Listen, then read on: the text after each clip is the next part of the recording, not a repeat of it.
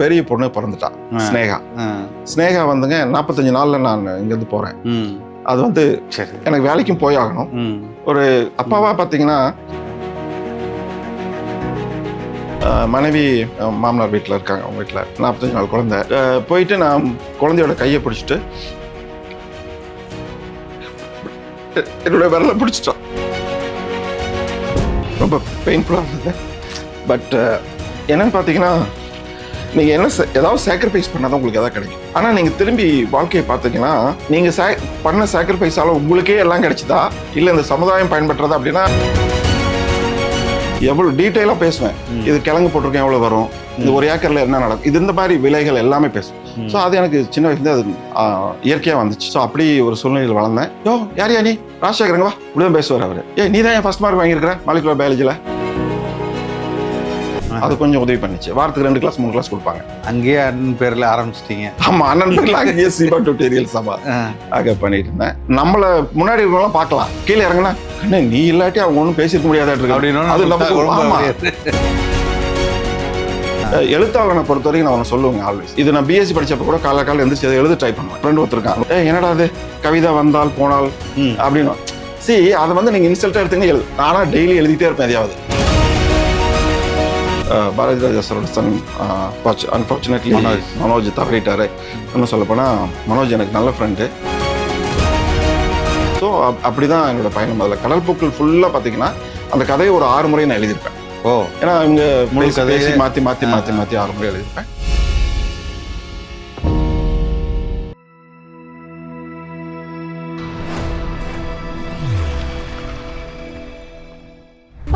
ஆண்டுகளுக்கு மேலாக தமிழகத்தின் ஒப்பற்ற வீடு மற்றும் மனை சார்ந்த அனைத்து தேவைகளுக்கும் சிறந்த ஒரே நிறுவனம் நிம்மதி ப்ராப்பர்ட்டி மேனேஜ்மெண்ட். தங்களின் தேவை எங்களின் சேவை. தொடர்புக்கு 7667008999. ஸோ இன்று வரை நீங்க வந்து அந்த ஆராய்ச்சி துறையில தான் இருக்கீங்க. இதுல திடீர்னு தமிழ் தேசியம், அரசியல், இதுல ஒரு ஈடுபாடு, நாம் தமிழர் கட்சியில பயணிக்கிறது அண்ணனோட ஏற்கனவே இருந்த பழக்கத்தினால வந்ததா, இல்லை நீங்கள் தமிழ் தேசியம்ங்கிறது அந்த கொள்கை அந்த ஈர்ப்புனால வந்ததா, இல்லை அண்ணன் எனக்கு பிடிக்கும், அண்ணன் ஏற்கனவே தெரியுங்கிறதுனால இந்த பாதையை எடுத்து வந்தீங்களா? ரெண்டுமே மெர்ஜாச்சுன்னு நான் சொல்லுவேன். அண்ணன் அதாவது தமிழ் தேசியத்தை பற்றி அண்ணன் வந்து 2009க்கு முன்னாடி பேசின அறிமுகம் இல்லை. ஏன்னா நான் அங்கே தீவிரமாக ஒர்க் பண்ணி வேலை பார்த்துட்டு இருந்தேன். ஆனால் அந்த ஈழத்தில் நடக்கிற போர் அது உங்களோட நிச்சயமா அது உங்களுக்கு பெரிய ஒரு இம்பாக்ட் இருந்தது. அங்கேயும் இருக்கும்போது நிச்சயமா இருந்தது. அதுல தொடர்ச்சியா நீங்க அதோட இதை பார்த்துக்கிட்டு ஃபாலோ பண்ணியிருக்கேன். அது மாதிரி எனக்கு கோபம் எல்லாம் வந்து அரசியல்வாதிகள் மட்டும் இல்லை, அப்கோர்ஸ் அப்போ அந்த உச்சகட்டத்தில் வந்து இந்த திமுக தலைவர் இருந்த உண்ணாவிரதம், இந்த விஷயங்கள்லாம் வந்து எங்களுக்கு ஒரு மாதிரி உண்மையா பொய்யான்னு கண்டுபிடிக்க முடியாத ஒரு இது இருந்தது. எனக்கு உச்சகட்ட கோபம் நடிகர் ரஜினிகாந்த் மேல. சூப்பர் ஸ்டார்ங்கிறதுல எந்த கொஸ்டினும் இல்லை. ஆனா எனக்கு என்னன்னா, ஒரு தனி மனிதனா அவரால் நிறைய பண்ணிருக்க முடியும். அத்தனை கோடி ரசிகர்கள் வச்சுட்டு அவரு நினைச்சிருந்தா கூட அந்த போரை நிறுத்திருக்க முடியும். ஒரு துரும்பு கூட கிள்ளி போடலையே. எனக்கு ரொம்ப வித்தியாசமான ஆங்கிள் இருக்கு. எல்லாரும் உண்மையாலுமே என்னால நான் வந்து முதலமைச்சரா இருந்து என்னால என்ன பண்ண முடியும், ஒரு நாட்டின் பிரதமராக தான் இதெல்லாம் செய்ய முடியும் அப்படின்னு கலைஞர் ஒரு சைடு சொல்லிட்டு இருந்தாரு. ஆனா ரஜினிகாந்த்னாலையும் இதை செய்திருக்க முடியுங்கிறது. ஆமாங்க. ஏன்னா கலைஞர் பண்ணினது வந்து அரசியல். ஆனா ரஜினிகாந்த் கிட்ட எதிர்பார்க்கறது வந்து எப்படி ஒரு அவ்வளவு ரசிகர் கூட்டம் சொன்னா செய்யறதுக்கு ரெடியா இருந்தாங்க ஆச்சுங்களா. அப்படி இருந்தவர் ஒரு வாய்ஸாவது கொடுத்துருக்கணும். எந்த முயற்சியுமே அவர் பண்ணல. எனக்கு பெரிய மரியாதை உண்டு. அவருடைய படங்கள் ரொம்ப அற்புதமான படங்கள். ஆனா இன்னைக்குமே நான் சொல்லுவேன், அவர் பெரிய துரோகம் பண்ணியிருக்கிறாரு தமிழர்களுக்கு. அதுல நான் வந்து அடித்தரமா இருக்க ஒரு ஆராய்ச்சியாளனாவும் சரி, ஒரு சக மனிதனாவும் நான் சொல்றேன். அது அவர் நினைச்சிருந்தா பண்ணியிருந்திருக்கலாம், பதவியிலே இல்லாமையே. அவர் அது பண்ணல. அதுதான் எனக்கு ஒரு இது. ஸோ அந்த கட்டத்தில் பார்த்தீங்கன்னா எது உண்மை எது பொய் தெரியாம நிறைய அப்படிலாம் போச்சு. அண்ணா அந்த இதுல பேசினாருங்களா ராமேஸ்வரம் கூட்டம், அதுக்கப்புறம் தான் திரும்பி நான் அண்ணோட கனெக்ட் ஆகும். இதெல்லாம் கேப் ஒரு 5-6 வருஷம் கனெக்ட் ஆகும். அப்ப அந்த கூட்டத்தை பத்தி அவரோட பேச்சுகள் வந்து அதுதானே ஆரம்ப புள்ளியா எனக்கு. நிச்சயமா. ஆமா. அதுக்கப்புறம் 2010 வாக்குல தானே கட்சியா தொடங்குறாங்க. அப்போ நான் அங்க ஆராய்ச்சி வேகமா போயிட்டு இருந்துச்சுங்க. இப்ப எப்படின்னா இப்போ நம்ம அந்த இடைப்பட்ட இதுலயும் நீங்க தமிழ் தேசியம் ஆமா இங்க நடக்கக்கூடிய கட்டுரைகள் எழுதுறது யாராவது இப்ப பாரதி ராஜா அப்பா அங்க கூட்டு வந்தேன். அப்படி 2010 வீட்டுக்கு வந்தாரு. கனெக்டிகட் என்னது நம்ம தமிழ் சங்கங்களின் கூட்டமைப்பு அங்க நான் தான் ஹோஸ்டா இருந்தேன். அப்போ ஐயா வந்திருந்தாரு. அப்ப கூப்பிட்டு 2010 வந்து சால்ட் லேக் சிட்டிக்கு வந்தாரு. ஸோ அந்த மாதிரி நம்ம தமிழை விட்டு எப்பவுமே விலகி போகிறது கிடையாது. ஸோ அந்த மாதிரி அப்புறம் அங்கேயும் ஏதாவது சின்ன சின்ன தமிழ் சங்கங்கள ஃபங்க்ஷன் நாடகங்கள் போடுறது, நம்ம எழுதி கொடுக்க ஸ்கிரிப்ட் எழுதி கொடுக்குறது. ஆமாங்க, அது எப்பவுமே இருந்துட்டு தான் இருந்தது. நான் விடல. இன்னும் சொல்ல போனா நான் 3 புத்தகங்கள் கூட பப்ளிஷ் பண்ணியிருக்கேன். ஒரு நாவல், அப்புறம் ஒரு கவிதை புத்தகம். 2வது கவிதை புத்தகத்துக்கு அண்ணன் தான் எனக்கு வாழ்த்துறை கொடுத்துருக்காரு. அப்புறம் 3வது ஒரு புத்தகம் பண்ணிருக்கேன். ஸோ இந்த மாதிரி அந்த பணி தொடர்ந்துட்டே இருந்துச்சுங்க. ஆனா அந்த ஒரு 7-8 ஆண்டுகள் வந்து ஆராய்ச்சியில ரொம்ப இதா இருந்ததுனால நேரம் இருக்காது. அப்போ எப்படி நம்ம பொண்ணு வந்து 20 வயசு ஆயிடுச்சு, இனிமேல் கல்யாணம் பண்ணி கொடுக்கணும் அப்படிங்கும்போது எப்படி இருந்தாலும் வரதட்சணை கேட்காட்டியும் பொண்ணு கூட நம்ம கொடுக்கணும்னு நினைப்போம்ல, அந்த மாதிரி ஒரு டவரி கொடுக்கணும் இல்லையா. அப்ப அந்த 2010 6.5 ஆண்டுகள் நான் டாக்டர் பெஞ்சமின் கிட்ட ஒர்க் பண்றேன். அப்ப 2010 எனக்கு அடுத்த ஸ்டேஜுக்கு போகணும். நான் வந்து அவர்கிட்ட பணி செய்யறதை தாண்டி நானா ஒரு ப்ரொஃபஸரா வரணும் அப்படிங்கிற ஒரு ஸ்டெப் எடுக்க போகிறோம். அப்ப பாத்தீங்கன்னா டாக்டர் பெஞ்சமினுக்கு என்னோட பிடிக்கல. எப்படி நம்ம அசிஸ்டன்ட் பிடிச்சி வச்சுக்கிறோம்ல அதே மாதிரி நான் பிடிக்கல. நான் சொன்னேன், சரி எனக்கு எவ்வளவு சம்பளம் கொடுங்க. பட் அவர்கிட்ட காசு இருந்தா கொடுத்துருப்பாரு. இது எல்லாமே ஒரு நெகோசியேஷன்ஸ். அப்போ வந்து நான் அவர்கிட்ட ஒன்று கேட்குறேன், எனக்கு இந்த அனிமல் மாடல் மட்டும் கொடுங்க. ஏன்னா அவரோட இது என்னதான் பேப்பர், நான் செல் பேப்பர்ல நான் தான் ஃபர்ஸ்ட் ஆதர். அதெல்லாம் வரும் நாமக்கல் ராஜசேகரன் பார்த்தீங்கன்னா அந்த பேப்பர்ல அவரு கடைசி ஆத்தர். யாரு கடைசியா இருக்காங்களோ அவங்க தான் ஓனர். அவர் தான் காசு எல்லாம் போட்டு இது பண்ணி. ஸோ அதனால அந்த அனிமல் மாடலை எனக்கு கொடுங்க அப்படின்னு. ஒரு விஷயங்க, நம்ம வந்து அவர்கிட்ட போய் கேட்குறேன், நான் இந்த ஒரு எக்ஸ்பெரிமெண்ட் ட்ரை பண்ணலான்னு இருக்கேன் இதுல. அவர் சொல்றாரு, நமக்கு இருக்கிறதே இன்னும் 10 வருஷத்துக்கு வேலை இருக்கு, நீ புதுசா ட்ரை பண்ணாத, முடியவே முடியாதுங்கிறார். அப்புறம் நான் வந்து என்னடா இது இவர் இப்படி சொல்றேன்னு எனக்கு பயங்கர வருத்தம். ஆனா அவர் வேண்டாம்னு சொன்னதுனாலதான் உங்களுக்கு அது அந்த பர்டிகுலர் எக்ஸ்பெரிமெண்ட் தான் என்னோட லைஃப் கொடுத்துச்சு. ஏன்னா அவர் பார்த்ததெல்லாம் புரதங்கள். நான் என்ன பண்ணேன்னா ஜீன் லெவல்ல இது எப்படி ஆகுது அப்படின்னு சொல்லிட்டு அந்த சொன்னேன் இல்லைங்களா, ஆக்சிடேட்டிவ் ஸ்ட்ரெஸ் மாதிரி. அப்போ நான் என்ன ட்ரை பண்ணேன், இந்த மியூட்டேஷனு இந்த டிசீஸே இல்லாம வெறும் ரிடக்டிவ் ஸ்ட்ரெஸ்ஸை கொடுத்தா. இப்ப எங்க வரேன்னா, இப்ப எல்லாரும் கடையில போய் ஆன்டி ஆக்சிடென்ட் சாப்பிட்றோம், விட்டமின் சாப்பிட்றோம்ல, இதெல்லாம் தப்பு. ஏன்னா இப்ப எந்த மியூட்டேஷனும் இல்லை உங்க பாடியில, ஆனா நீங்க நிறைய ஆன்டி ஆக்சிடென்ட்ஸா சாப்பிட்டு இருக்கீங்க. அப்ப என்ன ஆகுன்னு பார்க்கணும் தான் என்னோட ஆராய்ச்சியோட முதல் புள்ளி. அப்ப பெஞ்சமின் சார் கிட்ட நான் பிரியும் போது நான் வரதட்சணையா அந்த மாடலை கொடுங்கன்னு கேட்கிறேன். அப்போ ஒரு சின்ன கிளாஷ் வருது. அப்புறம் நான் சொல்லிட்டேன், நான் அங்க ஹாஸ்பிட்டலே உட்காந்துருவேன் மகாத்மா காந்தி மாதிரி சாப்பிடாம அப்படின்னு அப்படியே சொன்னேன் நான். அப்படின்னு உடனே அவர் வந்து இல்ல உனக்கு இல்லாதது இல்ல அப்படின்ட்டு அது மாடல் ஒரு மேல் 2 ஃபீமேல் அனிமல்ஸ் கொடுக்குறாரு. அதான் என்னோட சொத்து. அதை எடுத்துட்டு நான் இந்த ஆராய்ச்சி தொடரும் போது எனக்கு வந்து சர்ப்ரைசிங் ஃபைண்டிங்ஸ் என்னன்னா, ஜீன் லெவல்லே என்னென்ன மாற்றங்கள் நடந்துச்சுங்கிறது எனக்கு ஒரு ஐடியா வருது.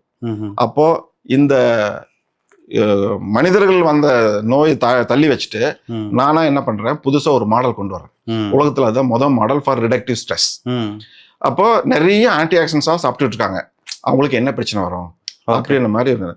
அதுல வர ஒரு ஜீன் தான் வந்து NRF2ன்னு சொல்லுவாங்க ஆங்கிலத்தில், NRF2. அந்த ஜீனை இந்த அனிமல்ல போட்டு நிறைய கொண்டு வரும்போது எம்பிரியோ கரு ஃபார்ம் உருவாகிறதுல இருந்து பெருசாகிற வரைக்கும் அந்த ஆன்டி ஆக்சிடென்ட்ஸ் நிறைய உள்ளே உற்பத்தி ஆகும். அந்த மாதிரி உற்பத்தி ஆகக்கூடிய அந்த மாடல்ல திரும்ப இதே ஹார்ட் டிசீஸ் வருது. ஸோ அதுதான் என்னுடைய பெரிய தனிப்பட்ட முறையில நான் பண்ண ஃபைன். ஓகே, ஸோ இந்த என்டையர் இதுக்கே வந்து இந்த அதிகப்படியாக இந்த ஆன்டி ஆக்சிடென்ட் சாப்பிட்றதுக்கான இந்த 40 இயர்ஸ்ல வந்ததுக்கான காரணம் அதான். ஆமா, 40 இயர்ல வந்ததுக்கு அந்த ஜீன் ட்ரிகர் பண்ணுது. நான் என்ன பண்ணேன், அந்த ஜீனே இல்லாம ஆன்டி ஆக்சிடென்ட்ஸ் மட்டும் உள்ள போடுறேன். ஓகே, அப்போ ஆன்டி ஆக்சிடென்ட் மட்டுமே கொண்டு கொடுக்குது. இதுவும் கொடுக்குது. அப்ப அந்த ஒரு ஜீன் தான் வந்து கட்டிகளா மாறிச்சு. இங்க எந்த புரோட்டீன் கட்டியா மாறுதுன்னே தெரியாத அளவுக்கு வருது. ஓகே, அதுதான் மனிதர்கள்லயும் இப்ப நடக்குதுன்னு என்னுடைய ஆராய்ச்சியினுடைய ஆணித்தரமான ஒரு. ஓகே, ஏன் அப்படின்னா ஒரு ட்ரக் கொடுத்தா எல்லாருக்கும் ஒரே மாதிரி கேட்கணும்ல, கேட்கறது இல்ல. அப்ப என்ன அர்த்தம், நம்ம பேஷண்ட் எல்லாம் ஒண்ணு, அந்த வியாதி இல்லாதவங்களும் இன்னொன்னு அப்படின்னு மட்டும்தான் பிரிச்சு கம்பேர் பண்றோம். ஏங்க நம்ம ஹாஸ்பிட்டலுக்கு டாக்டர்கிட்ட போறோம், சரி எனக்கு உடம்பு சரியில்லை, என் ஒய்ஃப் கூட வராங்க, டாக்டர் என்ன டெஸ்ட் பண்றாரு, டெஸ்ட் பண்ணிட்டு சரி இந்த பிளட் எடு அதை எடுலாம் சொல்றாரு, கூட வரவங்களுக்கும் பிளட் எடுக்கிறாரா என்ன இல்ல, அப்புறம் எதுக்கு நீங்க வந்து கூட வரவங்களை கம்பேர் பண்றீங்க? அப்போ நோயாளிக்கு என்ன இருக்குன்னு பார்க்கணும். அந்த அப்ரோச் எடுத்தேன் நான். நீங்க வந்து கண்ட்ரோலை வச்சுக்கிட்டு இதுக்கு இப்படி ஆச்சுன்னு சொல்ல வேண்டாம். பேஷண்ட்ஸ்லயே அவங்க எல்லாம் ஒண்ணு கிடையாது, ஒவ்வொருத்தரும் தனி. அதுதான் வந்து இன்னைக்கு பாத்தீங்கன்னா இப்ப வந்திருக்க வேர்ல்ட்ல பாத்தீங்கன்னா பர்சனலைஸ்டு மெடிசன், அந்த மனிதருக்கு என்ன தேவை அப்படின்னு சொல்லி போயிட்டு இருக்கு உலகம். இப்ப நான் சொன்னது என்னன்னா, இந்த மாதிரி நமக்கு இருக்கக்கூடிய அந்த ஆன்டி ஆக்சிடென்ட் லெவல்ஸ் நம்ம பாடியில எல்லாருக்கும் ஒண்ணும் கிடையாது. ஸோ அப்ப அதை முதல்ல ஸ்கிரீன் பண்ணி ஒரு டெஸ்ட் வைக்கணும். இன்னைக்கு வரைக்கும் அதுக்குன்னு பிரிஸ்கிரைப்டு டெஸ்ட் வந்து இல்ல. இப்ப என்னோட அடுத்த 10 ஆண்டுகள்ல எனக்கு ஆசை என்னன்னா, எல்லா வசதி வாய்ப்புகள் கிடைச்சதுன்னா அந்த மாதிரி ஒரு டெஸ்டிங் லேப் கொண்டு வந்துட்டு, அப்ப ஆன்டி ஆக்சிடென்ட்ஸ் எல்லாம் நீங்க கண்டுபிடிச்சிட்டீங்க எவ்வளவு இருக்குன்னு தெரிஞ்சா, இந்த பேஷண்ட்டுக்கு வந்து நீங்க ஆன்டி ஆக்சிடென்ட் கொடுக்காதீங்க, இவங்களுக்கு கொடுங்க அப்படின்னு சொல்லலாம். அப்போ உங்க ட்ரீட்மெண்ட் சக்சஸ் ஆகும் ஆச்சுங்களா. ஏன்னா இயற்கையாவே ஒருத்தருக்கு ஆன்டி ஆக்சிடென்ட் அதிகமாக உற்பத்தி ஆகுதுன்னு வைங்க, அவங்களுக்கு திரும்பி ஆன்டி ஆக்சிடென்ட் கொடுத்தா நிச்சயமா இதுதாங்க பிரச்சனை. ஸோ இதுதான் என்னோட ஆராய்ச்சியினுடைய வெரி ஆணிவேர். அதில் வந்து பெருமையாக சொல்லணும்னா, அமெரிக்காவில் இருக்கக்கூடிய நேஷனல் இன்ஸ்டியூட் ஆஃப் ஹெல்த், தேசிய சுகாதார மையம், அதிலிருந்து ரிடக்டிவ் ஸ்ட்ரெஸ்ல உலகத்திலேயே முதல் ஃபண்டிங் வாங்கியிருக்கிறது நான் தான். ஓ சிறப்பு. ஆமா, ரிடக்டிவ் ஸ்ட்ரெஸ்ல கவர்மெண்ட் அரசாங்கமே, அமெரிக்க அரசாங்கமே. ஸோ அந்த ரிடக்டிவ் ஸ்ட்ரெஸ் கிராண்ட் வந்து 2013 வாங்குறேன். 10ல் டாக்டர் பெஞ்சமின் விட்டு பிரிகிறேன். 3 ஆண்டுகள் மறுபடியும் கடின உழைப்பு. அப்போ வந்து 2013 அந்த கிராண்ட் வாங்குறேன். சொல்லுங்க. அப்பையில இருந்தே அரசியலும் புற்று நோக்கி கொண்டுதான் இருக்கீங்க. நாம் தமிழர் கட்சியோட இதெல்லாம் பாத்துருவேன், முடிஞ்ச அளவுக்கு நியூஸ் எல்லாம் படிச்சிருவேன். ஆனா வந்து ஆக்டிவா பண்றதுக்கு வாய்ப்பு கிடைக்கல. அதுக்கு வரேன், இப்போ அடுத்து வருது, 1 or 2 இயர்ஸ்ல வருது உங்க கேள்விக்கு பதில். ஸோ 2013 என்ன ஆகுது, நான் பணி செய்த இடத்துலயே இருந்து டாக்டர் பெஞ்சமின் இன்னொரு இன்ஸ்டியூட்டுக்கு போயிடுறாரு. சரி. அப்போ நான் மட்டும் தனியாளா இருக்கேன். அங்க புதுசா வந்த சேர் என்ன பண்றாரு, பேஷண்ட் கேருக்கு மட்டும் தான் இம்பார்ட்டன்ஸ் கொடுக்குறாரு, ரிசர்ச் பண்றவங்களுக்கு எதுவும் சப்போர்ட் கொடுக்க மாட்டேங்கிறாரு. அப்ப நான் சர்ச் பண்றேன் எங்க போலான்ட்டு. அப்போ இன்னொரு பெரிய சயின்டிஸ்ட் டாக்டர் விக்டர் அப்படின்ட்டு அவரை சந்திக்கிறேன். அவர் வந்து யூனிவர்சிட்டி ஆஃப் அலபாமாவுக்கு வா எல்லாம் பண்ணாரு. நான் எவ்வளோ காசு வச்சிருந்தனோ அவ்வளோ காசு அவங்க மேட்ச் பண்ணாங்க என்னோட லேப் எஸ்டாப்ளிஷ் பண்ணுறதுக்கு. ஏன்னா அவங்களுக்கு இது புதுசாக இருக்கே அப்படின்னு சொல்லிட்டு எஸ்டாப்ளிஷ் பண்ணதுக்கு பண்ணுறேன். அப்போ அங்கே போனதுக்கப்புறம் கிட்டத்தட்ட ஒரு $3 மில்லியன் எனக்கு கையில காசு வச்சு நானும் சொந்தமா ஒரு எக்கோ கார்டியோகிராஃபி மெஷின் வாங்குறேன் இந்த ஸ்டடி பண்றதுக்கு. அந்த மெஷினோட விலை இன்னைக்கு 3 கோடி. ஸோ அது எங்க பல்கலைக்கழகத்திலேயே தனி லேப் ஒரு ஆள் வச்சிருக்கிறதுனா நான் தான். மற்றவங்களாம் கூட்டா சேர்ந்து வச்சிருப்பாங்க, நான் மட்டும் வச்சிருக்கேன். ஸோ அதனால அந்த ஊட்டா யூனிவர்சிட்டி இல்ல அலபாமா போயிட்டேன். ஏன்னா இங்கதான் எதுவும் எக்ஸ்ட்ரா ஒவ்வொரு இண்டிவிஜுவலை பொறுத்தது. அந்த லீடர் வந்து நான் சம்பாதிக்கிறதுலே குறியா இருந்தா பேஷண்ட் கேர் அப்படி பார்ப்பாங்க, இது ரிசர்ச். இங்க அலபாமா வந்து ஒரு பெரிய டாக்டர்ஸும் சயின்டிஸ்டும் சேர்ந்து வேலை பார்ப்பாங்க, நல்ல ஒரு பல்கலைக்கழகம். ஸோ அங்க போகும்போது அப்புறம் எனக்கு நான் தனி லேபு, நிறைய பேர் மாணவர்கள் எடுத்திருக்கேன். இது வரைக்கும் ஒரு 20க்கும் மேற்பட்ட மாணவர்களுக்கு இங்கிருந்து கூப்பிட்டு வந்திருக்கேன். இங்க இருந்து ஒரு 16 மாணவர்கள். அருமை. அப்புறம் ஈரான், சிங்கப்பூர், கொரியா, இந்த மாதிரி பல்வேறு நாடுகள்ல இருந்து வேலை கொடுத்து வந்திருக்காங்க. நிறைய மாணவர்கள் அடுத்த லெவலுக்கு போய் நல்லா பண்ணிட்டு இருக்காங்க. ஸோ அதுல அதுதான் நம்மளுடைய அது என்னன்னா, அதான் பாருங்க, ஒரு ஆசிரியனா இவ்வளவுதான் செய்ய முடியும், ஒரு 20 பேர் 30 பேர். இதுதான் நான் வந்து மக்கள் பணி ஏன் வரேன்னு சொல்றேன். இப்போ இந்த சூழ்நிலையில நான் அங்க வந்ததுக்கு அப்புறம் ஃபுல்லா இந்த ஆராய்ச்சி, எனக்கு ஒரு பெரிய டீம் கிடையாது இருக்கு, இவங்களையெல்லாம் கைட் பண்றது இப்படி போயிட்டு இருக்கு. இப்படி போயிட்டு இருக்கிறதுனால எங்களால வந்து டிசீஸை கண்டுபிடிச்சிட்டோம், அதுக்கு தீர்வு வேணும்ல. அந்த தீர்வுகளுக்கான வழிமுறைகள் என்னென்ன, இப்பெல்லாம் வந்து மரபணு தெரப்பின்னு ட்ரீட்மெண்ட், ஜீன் ட்ரீட்மெண்ட் தெரப்பி, அது மாதிரி. ஸோ பல்வேறு வகையான வேலைகள் பண்றோம். இந்த கடந்த கிட்டத்தட்ட 10 ஆண்டுகள்ல ம், அலபாமா வந்து 10 ஆண்டுகள்ல ம், நிறைய இது சம்பந்தமான பப்ளிகேஷன்ஸ் வந்துச்சு. ம், இப்போ இதை விட ஒரு மகிழ்ச்சி என்னன்னா, நம்ம ஹார்ட்ல ரெடக்டிவ் ஸ்ட்ரெஸ் பத்தி படிக்கிறது ம், மற்ற சயின்டிஸ்ட் எல்லாம் மற்ற ஆர்கன்ஸ்ல பண்ண ஆரம்பிச்சிட்டாங்க. ம். ஸோ இன்னைக்கு பாத்தீங்கன்னா அவ்வளோ இது வந்துட்டு இருக்கு Okay, ஆராய்ச்சி research முடிவுகள் papers. இந்த ஆங்கிள். ஆ, அப்ப நான் 60 வருஷத்துக்கு முன்னாடி இருந்தது ஒரே ஆங்கிள். இப்ப 2 சைடு இருக்க ஒரு இதுக்கு எப்படி குளுக்கோஸ் அதிகமாச்சா ஒண்ணு, குளுக்கோஸ் குறைஞ்சிட்டா ஒண்ணு சொல்றோம்ல, ஹைப்பர் கிளைசிமியா, ஹைப்போகிளைசிமியா, அதே மாதிரி தான் அது. ம், ஸோ அந்த பேலன்ஸ் மிஸ் ஆச்சுன்னா இதெல்லாம் நடக்கும் அப்படிங்கிறது அப்படி வந்துட்டு இருக்கு. அப்போ வந்து இந்த 10 ஆண்டுகள்ல நிறைய பண்ண இன்னைக்கு அதான் சொன்னேன், நான் வந்து என்னோட லேப்ல இருந்து மட்டுமே கிட்டத்தட்ட 45-50 பப்ளிகேஷன்ஸ் வந்திருக்கு. ம். இதைத்தான் மற்றவங்களோட சேர்ந்து பார்த்தா ஒரு 90 பப்ளிகேஷன்ஸ் இருக்கு. ஆனா என்னது மட்டும் 50 பப்ளிகேஷன்ஸ் இருக்கு. ஒன்னொன்னும் ஒரு சினிமான்னு வச்சுக்கோங்க, ம்ஹும். அவ்வளவு ப்ராஜெக்ட். ம், அப்ப ஏன் இந்த உலகம் இந்த சமுதாயம் ஒரு சயின்டிஸ்ட கண்டுக்கவே மாட்டேங்குது? ம், ஒரு படத்தையே திருப்பி போட்டு எழுத்தாலும் பாக்குறாங்களே, ம். நம்ம எங்க போயிட்டு இருக்கிறோம்? எனக்கு இந்த யூடியூப் சேனல்ஸ்ல மேல கூட நிறைய கோபம். இதுதான் நியூஸா? இது மட்டும் தானா நிச்சயமா, இல்லையா நிச்சயமா. அப்படின்னு. ம், ம். ஸோ இந்த இது அப்ப நம்ம இளைஞர்களும் இன்னுமே அப்படி போயிட்டு இருக்காங்களே அப்படின்னு பார்க்கும்போது எப்படி இவங்களை மாத்துறது ம், தெரியல. ஆனா அண்ணனுக்கு ஒரு சல்யூட் நான் சொல்லுவோம். என்னன்னா, ம், என்ன சாதிச்சிட்டாரு, நாம் தமிழர் கட்சி என்ன செய்ய போகுதுன்னு கேட்கறாங்கல்ல, ம். ஆல்ரெடி செஞ்சிட்டோம். Wow. என்னை பொறுத்த வரைக்கும் எனக்கு மனதார நான் செஞ்சிட்டேனே திருப்தி. எப்படி ஏங்க, சொல்றீங்க? ம், எத்தனை பெண்கள் இன்னைக்கு மேடை ஏறி பேசுறாங்க நிச்சயமா. சொல்லுங்க. ம், பெண்கள்ன்ட்டு இல்ல, ஆண்கள். ஆனா பெண்களையும் மேடை ஏறி பேச மேடை. வச்சார்ல, இதை விட வேற என்ன வெற்றி வேணும்? புல்லரிக்குது. ம். அப்ப என்ன செய்யலன்னு சொல்றீங்க? ஒவ்வொரு வில்லேஜ்ல இருந்து பேச பேச ஆரம்பிச்சிட்டாங்க. ஆரம்பிச்சு. ஆமா, அப்ப அதுதானே வெற்றி. கேள்வி கேட்க ஆரம்பிச்சிட்டாங்க. ஆ, சரிக்கு நிகரா இன்னைக்கு வந்து யார் எம்எல்ஏ எம்பியா இருந்தாலும் நேரடியா நின்னு கேள்வி கேட்க. எங்க பஞ்சாயத்து ராஜ் பத்தி எனக்கு முழுக்க தெரியும். எங்க அப்பாட்ட சொல்லுவேன், அந்த பஞ்சாயத்து ராஜ் ஒரு குப்பை திட்டம்னுவேன். ம், ஏன் எனக்கு அந்த கோவம் வந்துச்சுன்னா, ம், ராஜீவ்காந்தி தானே அதை கொண்டு வந்தார். ம், ம், ஏங்க, பஞ்சாயத்துல தலைவர் நேரடியாக தேர்ந்தெடுக்கப்படுகிறார், ம், அங்கங்க வார்டு உறுப்பினர்கள் தேர்ந்தெடுக்கப்படுகிறார்கள். இதுக்கு மேல எதுக்குங்க ஒரு கவுன்சிலர்? ம், ஏன்னா பஞ்சாயத்து தலைவர், எங்க அப்பா பஞ்சாயத்து தலைவர், ம். அவரு தான் சேர்மேனுக்கு ஓட்டு போடுவார். ம். ஒன்றியம் ம். முடிஞ்சு போச்சு. நடுவில் பஞ்சாயத்து தலைவர் கவுன்சிலர் இருக்கு. கவுன்சிலர். இது 5 அடுக்கு வந்துச்சு பாருங்க. ம். அப்ப இருந்து சிஸ்டமே கொலாப்ஸ் ஆச்சுங்க. உங்களுக்கு தெரியாது இல்ல, நம்ம அரசியல் அமைப்புல ஜனாதிபதிக்கு கூட இல்லாத ஒரு பவர் வந்து பஞ்சாயத்து தலைவருக்கு உண்டு. நிச்சயமா செக்ல கையெழுத்து போடலாம், சொல்லலாம். மற்றவங்க யாரும் போட முடியாது. ஆமா. ஸோ அப்படி இருந்த ஒரு சிஸ்டத்தை இந்த கவுன்சிலர் வந்தாங்க. ஆனால் அந்த கவுன்சிலர் வந்து என்ன பண்ணாங்க, அரசியல் மயப்படுத்திட்டாங்க. ம். ஏன்னா அப்பெல்லாம் அது கட்சி சார்பற்ற உள்ளாட்சிகள், கட்சி அமைப்பா அமைப்பா இருந்தது. அது வரைக்கும் நல்லா இருந்துச்சுங்க. ம். போலீஸே எங்க ஊருக்கு வந்தது கிடையாது. ம். கிட்டத்தட்ட ஒரு நீதிமன்றம் மாதிரி தான் இருக்கும். ஆமா. அப்படி அதெல்லாம் கெடுத்துட்டாங்க. இப்போ அப்படி வந்த கவுன்சிலர்கள் பெண்களுக்குன்னு ஒதுக்கீடு வந்ததுக்கு அப்புறமா பார்த்தா ம். அந்த பெண்களோட ஹஸ்பண்ட்ஸ் தான் போய் வீட்டுக்காரங்க எல்லாமே தான் அவங்க போய் தான் பண்றாங்க. ஆமா. அதை மாத்துறது நாம் மாத்திருச்சு நம்ம நாம் தமிழர் கட்சி. ம். நாம் தமிழர் கட்சியில் பேசக்கூடிய பெண் பிள்ளைகளை பார்த்து ம். எத்தனை பெண் கவுன்சிலர்கள் வந்து டாமினேட் பண்றாங்க. ம். ம். எனக்கு தெரியாதா? அதுதாங்க மாற்றம். ம். ஒத்தை மனிதனா இதுக்கு வந்து என்ன சொல்றது, படிப்பு கிடிப்பதெல்லாம் அப்புறம். நான் சொல்லியிருப்பேன், நான் தம்பின்னு சொல்றதுல இருக்கிற பெருமை, ம். படிச்ச ஒர்க் பண்ண, ஹார்ட் ஒர்க் பண்ண எல்லாம் பண்ணுவானா, எனக்கு இது தனி ரெகக்னேஷன் அருமை. அப்படின்னு சொல்லி நான் சொல்லியிருப்பேன். ஸோ அந்த இதுங்க. ஸோ இப்படி போச்சு. இப்போ வரேன் 2015 ம். பிரீஃபா அண்ணனை சந்திச்ச ஒரு இடத்துல. ம். அதுக்கப்புறம் சொன்னது, என்ன நீ இதெல்லாம் நீ ஒன்றும் கட்சி பணிகள் எதுவும் பார்க்கறது இல்லையா ஓ. அப்படின்னு கேட்டாரு.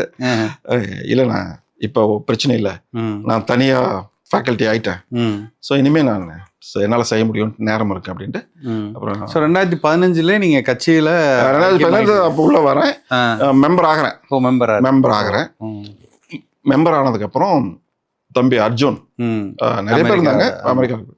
அப்புறம் அவர் கூப்பிட்டு பேசி எல்லாம் வழிகாட்டுதல் குழுவில் ஒரு மெம்பராக நான் 3 பேர் இருங்க. ஹெண்டர்சன் ஐயா, பால்ராஜ், நான். அவங்க 2 பேர் முன்னாடியே இருக்காங்க. நான் 3வது மெம்பராக இருந்தேன் ஒரு 2-3 ஆண்டுகள். அப்புறம் அடுத்த டேர்மில் நான் மெயின் மெம்பராக வந்தேன். ஸோ வழிகாட்டுதல் குழுவாக இருந்தேன். வாரம் கூட்டங்கள் நடக்கும், காணொலி வாயிலாக அதெல்லாம் பண்ணிட்டு இருந்தோம். சின்ன கான்ட்ரிபியூஷன்ஸ் பண்ணிட்டு இருந்தோம். அப்புறம் 2021 எலெக்ஷனில் கொஞ்சம் நிறைய பண்ண முயற்சி பண்ணோம், அதெல்லாம் பண்ணிட்டு இருந்தோம். அப்புறம் அது அப்படியே தொடர்ந்துச்சு. வரும்போது அண்ணனை சந்திப்பேன், ரொம்ப பிரீஃபாக சந்திச்சுட்டு போயிருக்கோம். 2019 கொரோனா காலகட்டம். 2021 நான் பெர்மனன்ட் பொசிஷன், அசோசியேட் ப்ரொஃபஸர் ஆகிட்டு temporary category permanent category. So அப்போ இன்னொரு லெவல் நமக்கு இது கிடைக்குது, ஃப்ளெக்சிபிலிட்டி. ஆனா என்ன எங்க வேலை பார்த்தாலும் அந்த சயின்டிஸ்ட் புத்தி வந்து தூங்காது. அதனால நீ எங்க இருந்தாலும் வேலை பார்த்துட்டு தான் இருப்போம். அது எங்க பல்கலைக்கழகத்துக்கு தெரியும். அவங்க ஒன்றும் நமக்கு ரெஸ்ட்ரிக்ஷன்ஸ் கிடையாது. ஸோ இப்போ ஒரு அந்த ஃபிளெக்சிபிலிட்டி. கடந்த முறை ஆகஸ்ட்ல வந்து வந்திருந்தோம் உங்களுக்கு. அப்போ அண்ணனை சந்திச்சு எனக்கு ஒரு ஆசை. ஆனால் நான் வந்து நாமக்கல் மாவட்டத்து பொறுப்பு கொடுங்க தேர்தல் அப்பா, நான் பிரச்சாரத்தை கவனிக்கிறேன், ஒரு 3 வாரங்கள் 4 வாரங்கள் விடுமுறை எடுத்துட்டு வரேன், எனக்கு விடுமுறை இருக்கு சொல்லிட்டு, ஓ அப்படியா அப்படின்னாரு. ஒருவேளை 6 தொகுதிகள்ல ஏதாவது ஒரு தொகுதியில வாய்ப்பு இருந்தாலும் கொடுங்க நான் நிக்கிறேன் அப்படின்னு. அப்புறம் ரொம்ப சந்தோஷப்படும். அது நேராக கேட்க வேண்டியதானே அப்படின்னு. இல்லைன்னா நிறைய தம்பிகள் வேலை செஞ்சுட்டு இருக்காங்க. நான் எனக்கு அந்த மாதிரி உடனே அப்படியே ஒரு ஆசை இல்லை. ஆனா நான் கரங்களை வளப்படுத்தணும், என்னால் முடிஞ்சது செய்யணும் அப்படின்னு சொல்லியிருந்தேன். அப்புறம் வந்து சரி நீ ஆக்சுவலாக ஊருக்கு போகிறதுக்கு முன்னாடி தான் சந்திச்சு திரும்பி போகிறதுக்கு முன்னாடி சரி நான் சொல்கிறேன் அப்படின்னாரு. அப்புறம் பாக்கிய அறிமுகப்படுத்தி முன்னாடியே தெரியும் பேசிட்டு அப்புறம் சொன்னார். அப்புறம் வந்து அங்கே போய் 1 மாதத்துலேயே அப்புறம் கூப்பிட்டுட்டு 2-3 தொகுதிகள் இந்த மாதிரி சூலூர் சேர்த்து சொன்னார். இதில் எது நிற்கிறான்னு கேளு தம்பி அப்படின்ட்டு பாக்கிய கூப்பிட்டு கேட்டார். நான் சொன்னேன் சூலூர் எனக்கு பக்கத்தில் இன்னும் அங்கே நான் வந்து பிஹெச்டி மருத்துவக் கல்லூரியில் வந்து கௌரவ பேராசிரியராகவே இருக்கேன். ஓகே, கோயம்புத்தூர் ஓரளவுக்கு பழக்கம் இருக்கு சரின்னு சொல்லிட்டு அப்புறம் அங்கே வந்து நான் சொன்னேன் சூலூர் சொன்னேன். சரி ஓகேனாரு. எனக்கு பெருமகிழ்ச்சி. அப்புறம் வீட்டில் மனைவி கிட்ட கேட்டேன், அப்பா அம்மா கிட்ட கேட்டேன், பிள்ளைகள்கிட்ட கேட்டேன். மனைவி எப்பவுமே ரொம்ப சப்போர்ட்டிவ். அவங்கள பற்றி சொன்னேன் இல்லைங்களா, லைக் அவங்க படித்தது வந்து காமர்ஸ். நான் இந்த பெரிய பப்ளிகேஷன் பண்ணேன்னு சொன்னேன் கண்டுபிடிப்பு, அது வரைக்கும் தினமும் இதே சொல்றீங்க, இதுல என்ன இருக்கு அப்படின்வாங்க. அந்த இது பண்ண உடனே ஒரு 3 மாசத்துல அவங்களுக்கு ஒரு மைண்ட் சேஞ்ச் ஆயிடுச்சு. ஓ இவ்வளவு இருக்கா அதுல அப்படின்ட்டு. அவங்க என் கூட தினமும் ஆய்வகத்துக்கு மாலை 4-5 மணி ஆனா எல்லாரும் பல்கலைக்கழகத்தை விட்டு போவாங்க, இவங்க சாப்பாடு எடுத்துட்டு வந்தாங்க. நாங்க 11 மணி வரைக்கும் ஆய்வகத்துல நம்ம பண்ணதெல்லாம் பார்த்துட்டு சின்ன சின்ன உதவிகள் பண்ணிட்டு இருந்தாங்க. ஒரு காமர்ஸ் படிச்சா ஒருத்தவங்க அவ்வளவு இன்ட்ரெஸ்டா பண்ணி இப்போ அதே மருத்துவத்துறையில இன்னொரு ஆராய்ச்சி பேராசிரியர்கிட்ட ஸ்டெம் செல்ஸ் சொல்றோம் இல்லையா, அதுக்கான பொறுப்பு வேலையை பாக்குறாங்க. ரிசர்ச் அது என்ன சொல்லுவாங்கன்னா ரிசர்ச் டெக்னீஷியன் பேரு தான் ரிசர்ச், ஆனா அவங்க தான் அதுக்கு இன்சார்ஜ். நம்ம ஊர்ல இது நடக்குமா? இல்லை, அதுதான் நான் அடுத்த கேள்வியாக அவங்களுக்கு வச்சிருந்தேன். நீங்கள் இவ்வளோ ஆண்டு காலம் நீங்கள் சென்னையிலும் பயணிச்சிருக்கீங்க, ஐஐடியில் முடிச்சிருக்கீங்க, அதுக்கப்புறமா அமெரிக்காவுக்கு சென்றிருக்கீங்க. இப்போ நம்மளுக்கு ஒரு ஏக்கம் இருந்துக்கிட்டே இருக்கும் இல்லையா? இப்போ நீங்கள் எல்லாருமே இங்கே இருக்கும்போது ஒரு மைண்ட் செட்டில் இருப்போம். வெளிநாடுக்கு போனதுக்கப்புறமா எல்லாருக்குமே நாம் தமிழர் கட்சின்னு வரும்போது நிறைய பேருக்கு பார்த்தீங்கன்னா அங்கே போனதுக்கப்புறம் தான் ஆமாம்ல இந்த நாட்டை இப்படிலாம் மாற்றணும்ல, அங்கே எப்படி இருக்குது இங்கே எப்படி இருக்குது ஒரு கம்பேரிசன் நடக்கும். அது கல்ஃபாக இருந்தாலும் சரி, யூஎஸ் போனாலும் சரி, எல்லாத்துக்குமே அங்கு இருக்கக்கூடிய தூய்மை சுத்தம் இதெல்லாம் பார்க்கும்போது நமக்கு ஒரு தோணல் வர ஆரம்பிக்கும். இப்போ உங்களுக்கான அந்த அந்த ஒரு ஸ்பார்க்குன்னு சொல்லுவோம்ல, இப்படிலாம் இருக்கணும். இப்போ ஒரு ஆராய்ச்சியாளராக இருக்கும்போதும் சரி, ஏன் நம்ம இவ்வளோ படிப்புகள் நீங்கள் ஒரு தமிழ் வழி கல்வியில் படித்து நீங்கள் இவ்வளோ தூரம் வளர்ந்து வந்திருக்கும்போது எவ்வளோ இந்த நாட்டில் வளங்கள் இருக்குது, எவ்வளோ மனித ஆற்றல் இருக்குது, இதெல்லாம் ஏன் சரியாக பயன்படுத்தல? உங்களுக்கு மிகச்சரியான மிக நீளமான கேள்வி. அரசியல் அப்படின்னா இப்போ நம்ம மக்களுக்கு தெரிஞ்ச அரசியல் வந்து பாவம் தான் சொல்லணும். அரசியல்னா என்ன அப்படிங்கிறதே சரியா புரிய வைக்காம அவங்கள ஏமாத்தி கொண்டு வந்துட்டு இருக்காங்க இந்த திராவிட கட்சிகள், எந்த கட்சியா இருந்தாலும். முதல்ல இதை நான் சொல்லிடுறேன். என்னன்னா நம்ம நாட்டை வந்து வெளியிருந்து பார்க்கறதோட கண்ணோட்டம் கழுகு பார்வை மாதிரி. நம்ம கீழே இருந்துட்டு நம்மளை பார்த்துக்கிறது. உதாரணம் சொல்ல போனா நம்ம பக்கத்து வீடு கம்பேரிசன் பண்றோம், ஒற்றுமைப்படுத்தி பார்க்க, ஒப்பீடு பயிற்சி. நான் சொல்லுவேன், ஓ அவன் பாரு கார் வாங்கிட்டான், பக்கத்து வீட்டுக்கார கார் வாங்கிட்டான் அப்படின்றது ஒரு பெரிய. இப்போ நான் அந்த மாதிரி நண்பர்களுக்கோ அதான் சொன்னேன், ஏன்பா 10 கிலோமீட்டர் தள்ளி போனா அண்ணன் எடப்பாடி இருக்காரு, அவரு முதலமைச்சர் ஆயிட்டாரு, அவரோட கம்பேர் பண்ண. நீ ஏன் இங்க கம்பேர் பண்ற, இங்க ஒப்பீடு பண்ற? நீ நானும் என்கிட்ட ஒண்ணு இல்லைன்னா உங்ககிட்ட கேட்பேன், உங்ககிட்ட ஒண்ணு எனக்கு கேட்பேன். நீ கார் வாங்கி எனக்கு சந்தோஷம், திடீர்னு ஏதாவது ஒண்ணுன்னா ஹாஸ்பிட்டல் கூட்டு போவேன், நல்லா விடியும் தானே. இது இந்த மாதிரி இல்லையே. நம்ம பாருங்க, நமக்குள்ளதான் வந்து ஒப்பீடு கொடுத்துக்கிறோமே தவிர ஒரு அந்த அந்த பொறாமையோ ஏதோ கால் பண்ணிச்சு வந்துடும். ஆனா ஏன் ஒரு 10 கிலோமீட்டர் தள்ளி இருக்கிறோம் பார்க்க கூடாது? அந்த பார்வை வந்து அது இருந்துச்சுன்னு வச்சுக்கோங்க, அண்ணன் எடப்பாடி பக்கத்துல இருக்கிறாரு, அவர் வந்து முதலமைச்சர் ஆயிட்டாருன்னா நம்ம எப்படி அங்க போறதுன்னு ஒரு ஆசை வரும்ல. நம்ம ஊருக்கார ஆயிட்டார், அதுதான் growth, வளர்ச்சியை தவிர இந்த மாதிரி வந்து பண்ண முடியுமா? ஸோ அதான் நம்மளாம் அந்த சின்ன விஷயங்களுக்கே பெரிய ஒரு எஃபோர்ட் போட்டு வேஸ்ட் பண்ணிட்டு இருக்கோம். அது மாதிரி இந்த இப்ப வெளியில இருந்து நீங்க பாக்குறீங்க பாருங்க, நீங்க சொன்ன அதே விடயம் தான். அங்க போனா நம்ம எவ்வளவு டிசிப்ளின்டா இருக்கோம், முதல்ல ஒழுக்கத்தை கடைபிடிக்கிறோம். அதே ஆட்கள் இங்க வந்தா அது ஏன் பண்றது இல்ல? இப்போ ஒரு குப்பை தொட்டி இருந்தா கூட அந்த குப்பையில கொண்டு போய் போடணும்னு நினைக்கிறது இல்ல. நம்ம போய் தேடணும்னா நம்மள ஒரு மாதிரி பாக்குறாங்க, என்ன தேடுறீங்க? சோ அதெல்லாம் தான் ரொம்ப அங்கேயே பிறக்குதுங்க. அரசியல்ங்கிறது வந்து ஒரு மனிதனா நான் என்னோட நாட்டுக்கு நான் எப்படி இருக்கணும், எவனோ எடுத்துட்டு போறான், அந்த குப்பையை தூக்கி போடுறோம். அது ஒன்னொன்னா போட்டு சிறுதுளி பெருவெள்ளம்ங்கிற மாதிரி இங்க வெள்ளம் இல்ல, குப்பை மேடுகள் உருவாயிட்டு இந்த மாதிரி. ஸோ இந்த நம்ம மக்களை எப்படி வந்து அரசியல்னு சொல்லி வச்சிருக்கோம். ஏன்னா இப்போ உதாரணத்துக்கு அண்ணன் சொல்றது வந்து விவசாயம். இப்போ அதை வந்து விவசாயத்துக்கு அடிப்படை நீராதாரம். இப்போ ஒரு ஆராய்ச்சியாளர் நான் சொல்றேன், நம்ம இது யாரும் புது விடயம் கிடையாது. நம்ம உடம்புல இருக்கக்கூடிய 30 கோடி செல்கள் ஆவரேஜா, இந்த செல்கள் ஒன்னொன்னுலையும் 70 விழுக்காடு நீர் தான். மீதி 30 விழுக்காடு தான் மற்ற புரதங்கள், டிஎன்ஏ, மரபணுக்கள், இதெல்லாம் வச்சுங்களா. அப்போ இந்த 70 விழுக்காடு நீர் உனக்கு கிடைக்காத சூழ்நிலை வந்தா என்ன ஆகும்? 1. 2, அப்படியே நீ எடுக்கிற நீர் வந்து சுத்தம் இல்லாம இருந்தா அது விஷமா இல்ல உங்க செல்லுல நிக்கும். எங்க போய் என்ன பண்ண போற நீ? இத புரிஞ்சிக்க மாட்டேங்கிறாங்கல்ல. அப்ப இத ஒருத்தர் எடுத்து பேசுறாருன்னா, இப்ப ஆடு மேய்க்கிறது, மாடு மேய்க்கிறது, இதெல்லாம் இவனுங்கெல்லாம் விவசாயி எப்படி பாக்குறாங்கன்னா, ஒரு கோவணம் கட்டிக்கிட்டு ஒரு கலப்பையை தோல்ல போட்டுக்கிட்டு 2 மாட்டை பிடிச்சி நடிக்கிறவங்க தான் விவசாயம்னு பாக்குறாங்க. கொஞ்சமாவது மனசாட்சி இல்லாம இந்த யூடியூபர்ஸ், அது எந்த திராவிட கட்சியா இருந்தாலும் சரி, அவங்க கட்டமைக்கப்பட்டு அவங்களுக்கு ஃபீட் பண்ணி என்ன பண்றாங்க, விவசாயம் எல்லாத்தையும் மாடு மேய்க்க போசம். இல்லை, அதான் ஆராய்ச்சியாளராக நம்ம பார்க்குறோம் இல்லையா, ஒரு அறிவியல் அரசியல். அண்ணன் பேசக்கூடிய அரசியல் வந்து அறிவியலை சார்ந்த ஒரு அரசியலை அண்ணன் பேசிக்கொண்டு. ஆமா, ஒரு ஆராய்ச்சியாளராக நீங்கள் இப்போ உங்கள் பார்வையில் இருக்குல்ல, இப்போ மித்தவங்க வந்து கேலி கிண்டல் செய்கிறதுக்கும் ஒரு ஆராய்ச்சியாளராக அவர் பேசக்கூடிய அரசியல், அவர் வைக்கக்கூடிய கொள்கை கோட்பாடுகள், அதெல்லாம் வந்து அண்ணன் ஒரு வார்த்தை சொல்லுவார், நீ வந்து சாஃப்ட்வேரில் வேலை பார்த்தாலும் சாப்பிட்டு போய் தான்ப்பா வேலை பார்க்கணும், நீ விண்வெளியில் இருந்தாலும் உனக்கு இங்கே இருந்தாப்பா சோறு வரணும், நீ உயர பறந்தாலும் இங்கே இருந்தாப்பா சோறு வரணும், இங்கே விவசாயி போடுறது அவன் அவன் வந்து சேத்துல கால் வச்சாதான் அவனுக்கு சோறு, அப்படிலாம் சொல்றது எல்லாரும் வந்து ஒரு நகைப்புக்குள்ளா பார்க்குறாங்க. அந்த உணவே நஞ்சாயிருச்சு அப்படின்னு சொல்றாரு. இன்னைக்கு வந்து மலைகள் வெட்டி குவாரியாக்கப்படுது, மழை இல்லைன்னா மழை இல்லை, மழை இல்லைன்னா உனக்கு நீர் இல்லை, நீர் இல்லைன்னா சோறு இல்லை, இப்படிலாம் சொல்றத நீங்க எப்படி பாக்குறீங்க? நீங்க எப்படி மக்களுக்கு நீங்க என்ன சொல்லணும்னு நினைக்கிறீங்க? அவரை வந்து இப்ப கடந்த 2-3 ஆண்டுகளாவே பார்த்துட்டு இருக்கேன். ரொம்ப க்ளோஸா பேசுற விடயங்கள் நிறைய ஒரு மாற்றம் என்னன்னா, வெறும் அரசியல் கிடையாது இது, நீங்க சொன்ன மாதிரி அதே பாயிண்ட், அறிவியலோட சார்ந்த அரசியலை பார்க்குறாரு. எனக்கு பொறுத்த வரைக்கும் இவ்வளவு பெரிய ஆராய்ச்சியாளனா இருந்தாலுமே நான் அண்ணனுக்கு கூட ஒரு குறுஞ்செய்தி போட்டிருப்பேன், நீங்க ஒரு ஆசான் மாதிரி பாடம் எடுக்கிறீங்க. ஏன்னா அந்த மனம் குழுவில நான் இருக்கேன். மனிதர் வந்துங்க 2 மணி 3 மணி இங்க 3 மணி செய்திகள் போட்டுக்கிட்டே இருப்பாரு. இதுக்கு இதை மாத்தணும், இதுக்கு இது கேளுங்க, அதை எப்படி ஒரு விஷயத்த ஒரு ஆசிரியரா சேர்த்து அதை வந்து டெலிவரி பண்றாரு.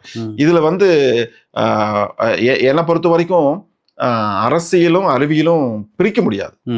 ஏன்னா நீங்க இப்போ நீர் எடுத்துக்கலாம், மலைகள் எடுத்துக்கலாம், எது வேணும் எடுத்துக்கலாம், இது எல்லாமே நம்மளுக்கு நேரடி தொடர்புடைய ஒரு விடயம். அதைத்தான் அவர் வந்து பேசுறாரு. ஆனா என்னோட வருத்தம் எல்லாம் என்னன்னு பார்த்தா, இத சிம்பிளா நம்ம மக்கள் எவ்வளவு ஏமாளிகளா வச்சிருக்கிறதுனால ஆடு மேய்க்க அனுப்பிச்சிட்டாரு அப்படின்னு சொல்றாருல, அவரு சொல்றது அது அல்ல. அவர் என்ன சொல்றாரு, என்னோட விவசாயி டிராக்டர் ஓட்டுவான், ஆயிரக்கணக்கான நிலங்கள் வந்து பண்படுத்தப்பட்டிருக்கும், அங்க வந்து இந்த தொழில் நடக்கும், அதாவது நவீன முறையிலேயே அது நடக்கும். அங்கிருந்து வரக்கூடிய கழிவுகளை வச்சு நாங்க ஒரு ஆலை அமைப்போம். இதெல்லாம் தற்சார்பு சேர்ந்து வருது. அறிவியல சரியா அதை சொல்லணும்னா, எதெல்லாம் தற்சார்பு சேர்ந்து வருதோ அதுதான் ஆர்கானிக் growth. அப்போ உங்களுக்கு என்ன ஆகுன்னா அந்த ஆர்கானிக் அப்படின்றது வந்துட்டாவே ம்.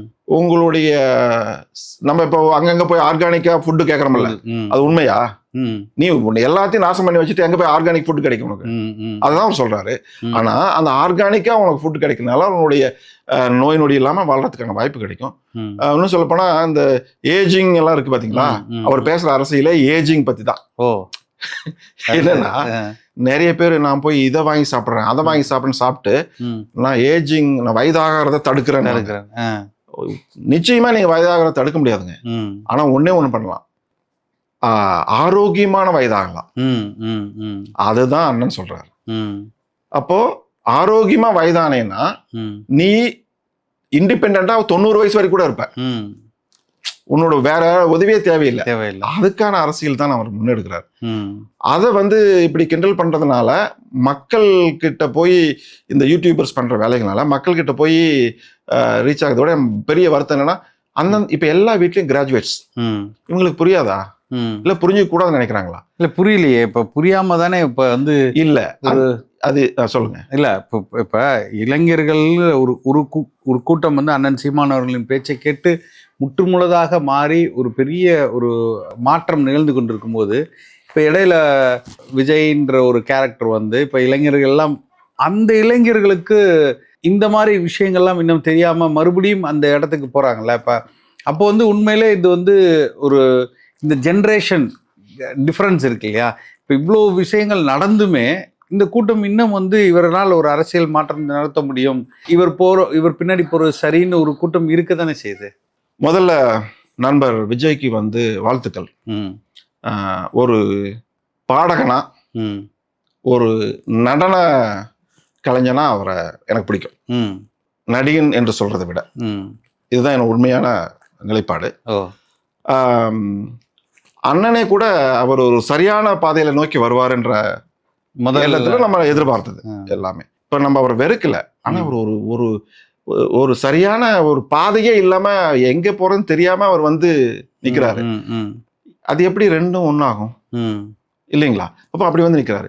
இப்போ இத நம்பி போற கூட்டம் எதை நினைச்சு போகுது அப்படின்னா, திரையில பார்த்த விஜய், ஏன்னா அவங்களுக்கு வாய்ப்பே கிடைக்கல நேர்ல பார்த்த விஜய் ஓட செயல்கள் எப்படி இருக்கும், ஏன்னா அவர் மக்கள் கிட்ட பழகலையே போயிட்டு இருக்கு. இப்போ இன்னொன்னு, நம்ம எங்க தவறு நடந்திருக்குன்னா, இந்த மாதிரி இளைஞர்களை கடந்த 10 ஆண்டுகள் ரொம்ப மோசமா போயிருக்கு இந்த யூடியூப் விஷயங்கள். ஏங்க எதுவுமே எளிதா கிடைச்சிட்டுன்னு வச்சுக்கோங்க. இப்ப ஏங்க இன்னைக்கு நிறைய டைவர்ஸ் நடக்குது? இதுக்கு காரணமே இந்த விடயங்கள் தான். ஒரு பெண் என்பவள் ஒரு பொக்கிஷம். அந்த பெண்ணு தான் முடிவு பண்ணணும் நான் எவ்வளவு பொக்கிஷம், என்னை யாரு ஈஸியா நெருங்க முடியாதுன்ற மாதிரி. இப்ப அப்படி இல்லையே. பெண் சுதந்திரத்தை நான் ஆமோதிக்கிறேன், ஆனா தனக்குத்தானே ஒரு திரை போட்டுக்கணும்ல அந்த விடயம். அது இப்ப யார் வேணா எப்படி வேணா இருக்கலாம் அப்படின்ற ஒரு கலாச்சாரம் பெருகிட்டு வர்றதுனால இதுக்கு காரணகர்த்தவா இருக்கிறது இந்த நடிகர்களோட விளையாட்டுகள். சரிங்களா? ஆனா ஒரு நியூஸ் சொல்றேன். இப்போ இந்த சமயம் 4 நாளைக்கு முன்னாடி நாங்க சூலூர்ல பரப்புரை பண்ணிட்டு இருக்கோம். அங்க நடிகர் விஜயோட ஒரு இது இருக்கு, பதாகை இருக்கு. அந்த 4-5 பசங்க அங்க நிக்கிறாங்க. நம்ம ஒதுங்கி போறோம், ஒதுங்கி அடுத்த இதுக்கு போறோம். அவங்கள பார்த்துட்டு நாங்க தேவையில்லாம நம்ம எதுவும் இது வேண்டாம் போறோம். ஆனா 4 பேர் நின்று பாக்குறாங்க நாங்க போறது. ஒரு 30 பேர் போறோம். அப்புறமேட்டு யாரா ஒரு பையன் அதுல கூப்பிட்டுருக்காங்க, பின்னாடி வந்தவங்க கூப்பிட்டு போய் அவன் பேசினான், ஏன் அந்த வேட்பாளர் எங்களை பார்க்காம போறாரு அப்படின்ட்டு. ஓ அப்படியா அப்படின்னு சொல்லி கூப்பிட்டு வந்தாங்க. என்ன தம்பி சொல்லுங்க அப்படின்னா, ஆனா நாங்க 50 பேர் அண்ணன் கட்சியில சேரணும், சீமான் அண்ணன் கட்சியில சேரணும். 50 பேர் சேரணும். தம்பி உண்மையா சொல்றீங்களா? யோசிச்சுக்கோங்க, நான் நாளைக்கு அண்ணனை பார்க்கத்தான் போறேன், திங்கட்கிழமை திரும்பி வரும்போது சொல்லுங்க உங்களுக்கு அதே எண்ணத்துல இருக்கீங்களான்னு. ஆனா அவங்க ஒரு காரணம் சொன்னாங்க, அதை நான் சொல்ல விரும்பல. இனி அவர் கூட நாங்க போக மாட்டோம். பெரிய விஷயம். அப்போ நம்ம மொத்தமாவும் அப்படி குற்றம் சொல்ல முடியாது. நிச்சயமா. ஏன்னா தம்பிகள் தான், அவங்க எல்லாருமே தம்பிகள் தான். புரிதலை ஏற்படுத்தணும். சில தம்பிகள் பாருங்க, இந்த கடந்த 2 வாரங்கள் நடந்த விடயங்களை வச்சு மாறுறாங்க. இன்னும் பாருங்க கொஞ்ச நாள்ல மாறிடுவாங்க. அந்த மாற்றம் நண்பர் விஜய் கிட்டையும் வரணும்னு நான் எதிர்பார்க்கிறேன். வரட்டும், வாழ்த்துக்கள். அது ஸோ இதுதான் என்னுடைய அதனால அவங்களுக்கு வழிப்படுத்துறதுக்கான இது வந்து இல்லை. அதை நம்ம பண்ணலாம். எனக்கு இன்னொரு ஆசைங்க, நம்ம இன்னும் கட்டமைப்புகளை மாற்றி டவுன் ஹால் மீட்டிங்ஸ், எந்த கட்சிக்காரங்களா இருக்கட்டும், கல்லூரி மாணவர்களுக்கு விடுமுறை வருது பாருங்களா, டவுன் ஹால் மீட்டிங்ஸ் வைக்கணும். சின்ன சின்ன சின்ன சின்ன மீட்டிங்ஸ். அது கட்சியே வேண்டாம். நம்ம அப்படியெல்லாம் எல்லாத்தையும் கட்சி வச்சு பாக்குறது. எம்எல்ஏ ஆகி மந்திரி ஆனாலும் நான் கொடி கட்டிட்டு தான் தெரியுவேன். என்னங்க அரசியல் இது? அரசியல் என்ன? எம்எல்ஏன்னு நீ வந்துட்டா நீ பொது மனுஷன், கொடி கட்டலாமா? தேசிய கொடி கட்டு, தமிழ்நாட்டு கொடி கட்டு. நீ எதுக்கு கட்சி கொடி கட்டிட்டு இருக்கிற? அப்ப எப்படி நான் உன்னை பாப்பேன்? கரை வேட்டியே கட்டக்கூடாதுங்க. அதுதாங்க அரசியல். நிச்சயமா அது எப்ப வரும்னு தெரியல. ஓகே, அதனால வந்து நல்வழிப்படுத்துறதுக்கான அந்த விடயங்களை நம்ம இதுக்குன்னே ஒரு சான்றோர் பேரவையை ஒண்ணு கொண்டு வந்து எல்லா ஊர்களிலும் சின்ன சின்ன கூட்டங்கள், வர்றவங்க வரட்டும், அவங்களுக்கு இந்த இது கொடுத்தோம்னா கண்டிப்பா இது மாற்றம் வரும். ஏன்னா நம்மளுடைய இளைஞர்கள் வந்து அவ்வளவு சக்தி வாய்ந்தவர்கள். அவரை நல்வழிப்படுத்த வேண்டியது. மேபி நான் கொஞ்சம் சாஃப்டா சொல்லலாம் உங்களுக்கு. ஏன்னா ஒரு டீச்சர் வாங்கலாம் பாத்தீங்களா, பேர் சொல்லிதான் கூப்பிடணும் மாணவர்கள் கூட. சோ மாணவரே வாத்தியாருக்கு வேலை வைப்பாரு, அது இன்முகத்தோடு செய்யணும். அந்த மாதிரி ஒரு கல்ச்சர் கொண்டு வந்து ஆட்டோமேட்டிக்கா தானா இது மாற்றம் நிகழும். நாம் தமிழர் கட்சியில இப்ப சூலூர், இப்ப நீங்க சொன்னீங்க தேர்தல் வேலை ஆரம்பிச்சிட்டீங்க, இன்னைக்கு தான் தேர்தல் அறிவிக்கிறாங்க. ஆனால் தேர்தலில் நீங்கள் தொடர்ச்சியாக மக்களை சந்திக்க ஆரம்பிச்சிட்டீங்க, வேட்பாளராக களமில் இருக்கீங்க. நீங்கள் பல ஆண்டுகளுக்கு முன்னாடி பார்த்த அந்த தேர்தல், அந்த மக்களோட வாக்கு கேட்டு போகிறதுக்கும் இப்போ நீங்கள் அமெரிக்காவில் இருந்து அங்கே ஒரு கலாச்சாரத்தை பார்த்துருக்கீங்க, அங்கே ஒரு மாற்றம் பெரிய அளவில் வந்து ஒரு டெவலப்டு கண்ட்ரியாக, ஒரு வளர்ந்த நாட்டில் இருந்துட்டு நீங்கள் வந்து பார்க்கும்போது இங்கெல்லாம் இப்படிலாம் மாற்றணும், நான் இந்த தொகுதியில் வந்து வேட்பாளராக நிற்கிறேன், நான் வென்று வரும்போது இப்படிலாம் பார்த்தீங்கன்னா நீங்கள் என்ன மாதிரியான கொள்கையை முன்னெடுத்து, என்ன மாதிரியான வாக்குறுதிகளை கொடுத்து இந்த மக்களிடம் நீங்கள் வாக்கு கேட்டு போகிறீங்க? பெரிய கேள்வி, நிறைய துணை கேள்விகள் இருக்கு. முதல்ல வந்து நான் மாநாட்டுக்கு முன்னாடி வந்துட்டேன். மாநாட்டில் வந்து அந்த மாநாடு ஒரு பெரிய எனக்கு, அதாவது நான் திருச்சியில் படிக்கும்போது திமுக மாநாடு நான் அங்கே பங்கெடுத்திருக்கேன்னா பார்வையாளராக போயிருக்கேன். ஐயா கலைஞர் இருந்தப்ப நடந்தது 2-3 மாநாடுகள். அதுக்கப்புறம் நான் பார்க்குற ஒரு மாநாடு இதுதான். அப்பாவை கூப்பிட்டேன். அப்பா வந்து பஞ்சாயத்து தலைவர் சொன்னேன் இல்லைங்களா, அவரும் திமுக சேர்ந்துதான் இருந்தாரு. அவர்கிட்ட வந்து நான் சொல்லும்போது, அப்புறம் இந்த மாதிரி எனக்கு வாய்ப்பு கிடைச்சிருக்கு, அதெல்லாம் ஒத்துக்கிட்டாரு. இப்போ வந்து அம்மாட்ட சொன்னேன், சரி அப்பா நீங்களும் ரெடியாக தயாராருங்க, நம்ம மாநாட்டுக்கு போகலாம் அப்படின்னு.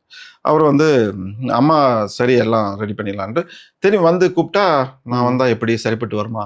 நான் சொன்னேன், ஒன்று தான் சொன்னேன், ஐயா கருணாநிதி அவர்கள் தன்னுடைய மகன் முதல்வர் ஆக்கிறதுக்கு எவ்வளோ உழைச்சார், அதே மாதிரி ஐயா ஸ்டாலின் அவர்கள் எப்படி அவருடைய மகனை துணை முதல்வர் ஆக்கிட்டார்.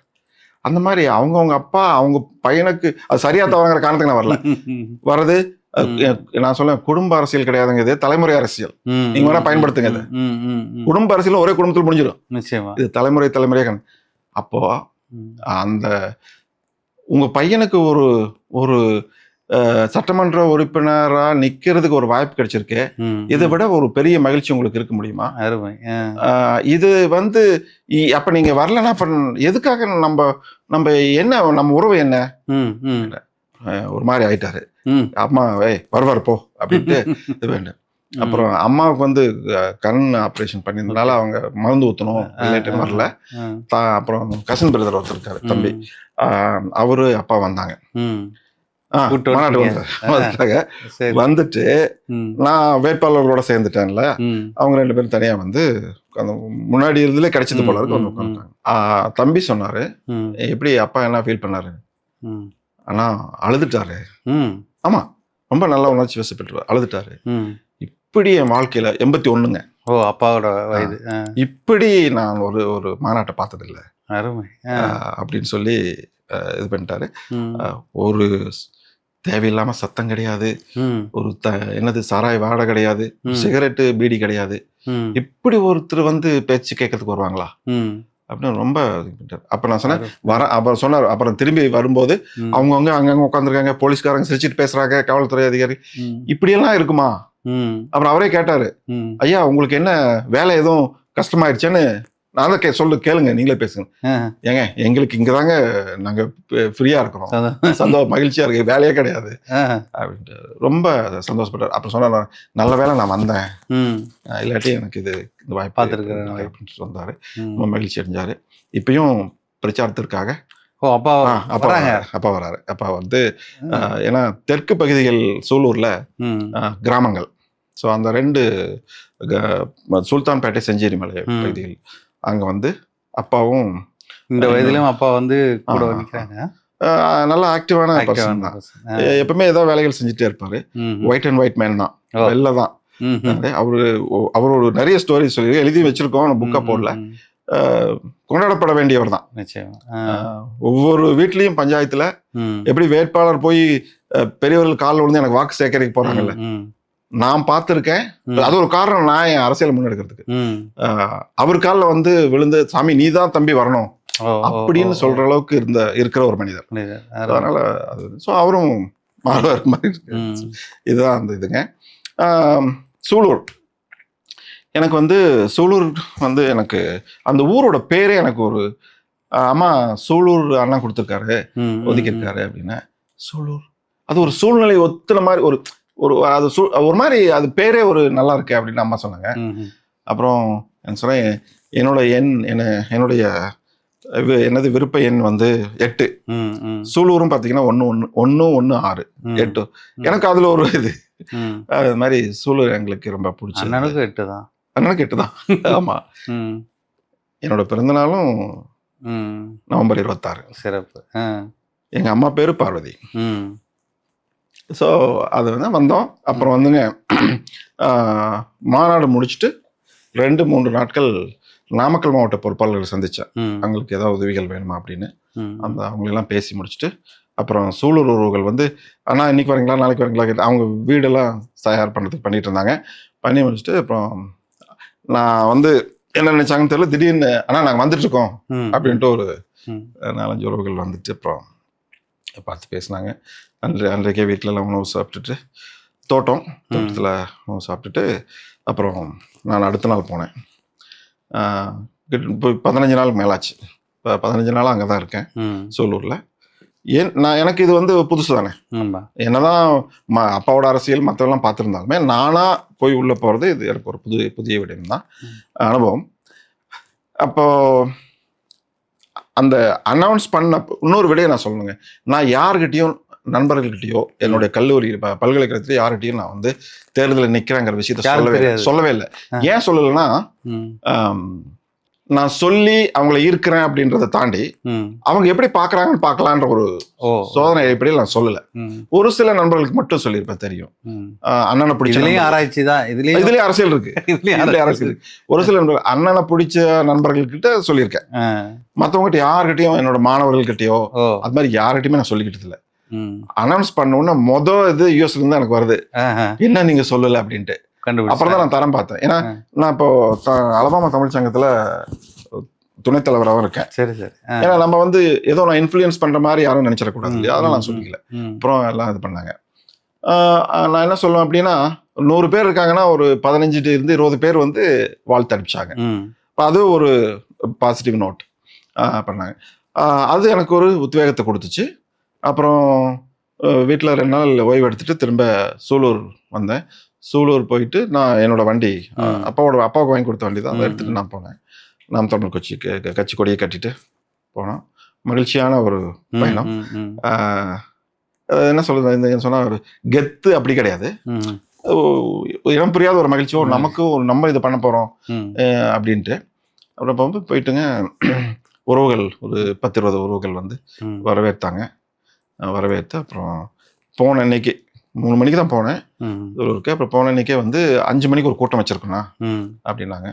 அப்புறம் இருகூர் மாவட்ட பொறுப்பாளர்கள், நம்ம தான் மாவட்டங்கள் 10 பிரிச்சிருக்காங்க.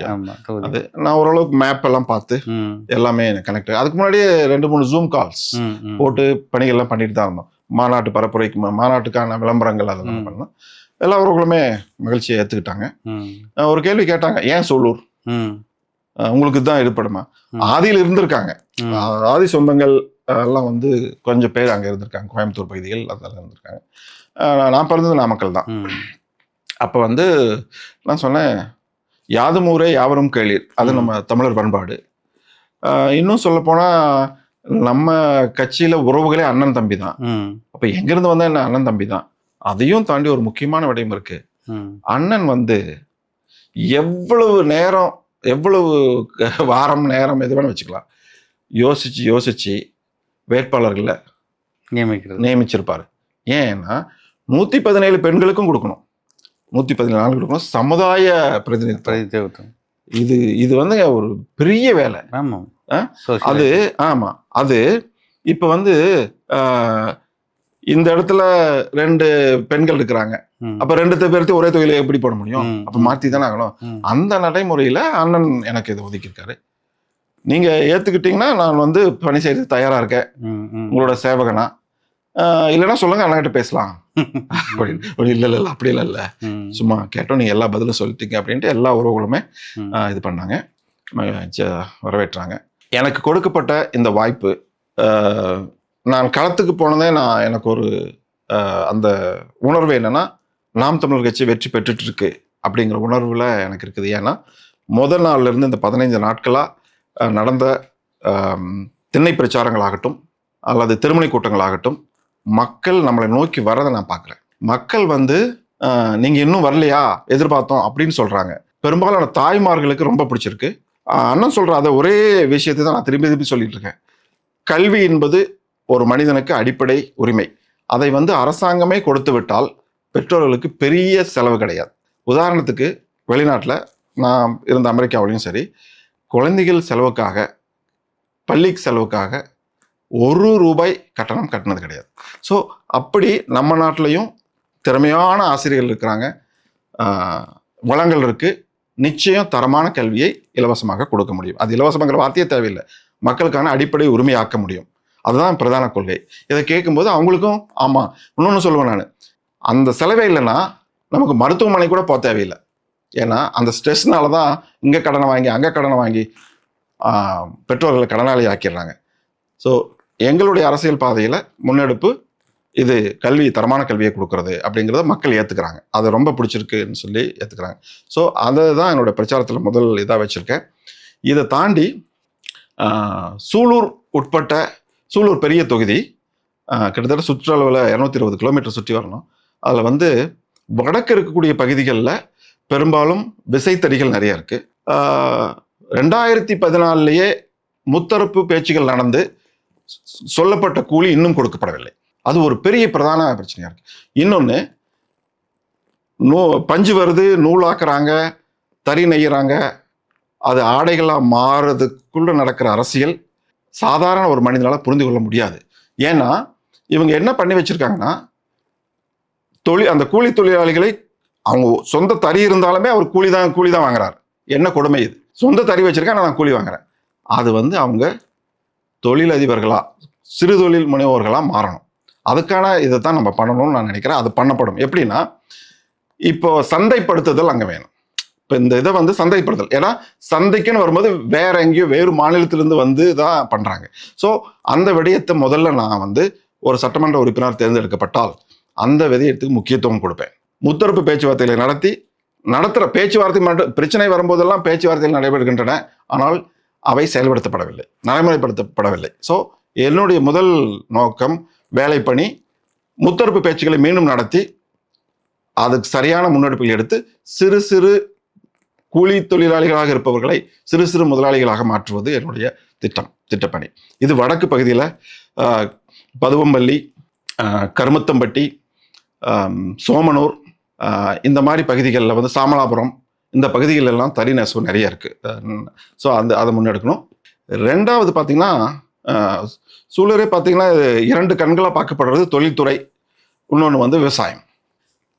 விவசாயத்தை பொறுத்த வரைக்கும் நிறைய இடங்கள்ல நான் பார்த்தேன், வாழை மரங்கள் வந்துட்டு இருக்கும், பக்கத்திலே ஒரு தரிசு இருக்கும். இதுக்கு காரணம் கண்டபடி குவாரிகள் மண்ணல்லப்படுவது. இந்த நதி, கவசிகா நதின்னு ஒரு நதி, கிட்டத்தட்ட 5000-10,000 ஆண்டுகள் பெயர் பெற்ற ஒரு நதி. மன்னர்கள் வாழ்ந்த காலத்துல எல்லாம் அது ரொம்ப நல்லா இருந்த நதியை இப்போ காணாமல் போச்சுன்றாங்க. அந்த நதியை மீட்டெடுப்பதற்கான வேலைகள் செய்யப்படும். ரொம்ப கடினமெல்லாம் கிடையாது. இது சாத்தியமானு கேட்பீங்க. கௌசிகா நதிக்கான பாதை அந்த சூடுகள் எல்லாம் இருக்கு. அதை சரி பண்ணி நல்லா தூர்வாரி கொண்டு வந்தால் அந்த நதியை மீட்டெடுக்கலாம். வடக்கு பகுதியில் இருக்கிற அந்த நதி. இன்னொன்று, நொய்யல் ஆற்று மாசு. நொய்யல் ஆறு கம்ப்ளீட்டாக மாசுபட்டுருச்சு. இப்போ இங்கேயும் அதே தான். எல்லா ரூல்ஸ் இருக்குது, ரெகுலேஷன்ஸ் இருக்குது.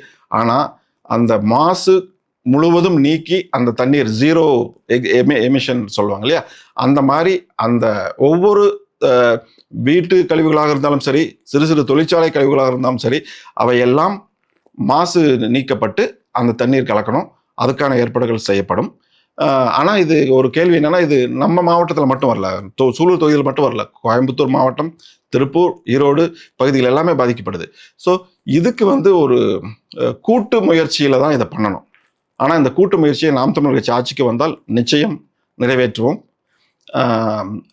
அதை தாண்டி இன்னொரு பெரிய விஷயம் என்னன்னா, ஆனமலையாறு நல்லாறு திட்டம் அது ஆண்டு கணக்கில் கிடப்பில் போடப்பட்டிருக்கிறது.